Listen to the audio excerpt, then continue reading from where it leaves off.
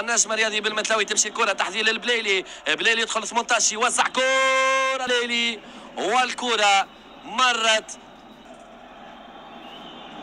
تعود 6 امتار لصالح كرة مقطوعة عكس الهجمة في هذه اللحظات لصالح الترجي. بليلي بليلي بليلي بليلي بليلي بليلي التحذير والهدف إلى ابو عالية ويتمكن من تسجيل اولى اهدافه. هذا يلعب العكسية بسرعة ليوسف البليلي. بليلي بليلي بليلي بليلي مر بسلام القاسمي. بليلي مر بزياد بن سالم والاقصاء لزياد بن سالم.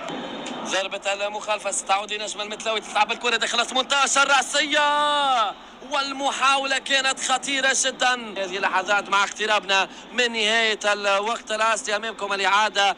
المحاولة التي كانت من محمد بن حسين ورأسية محمد بن حسين تلقى التصدي. بن حميدة يحاول يشوف الحل مع البليلي الوحدة 2 بن حميدة ثم مرة أخرى تمرير البليلي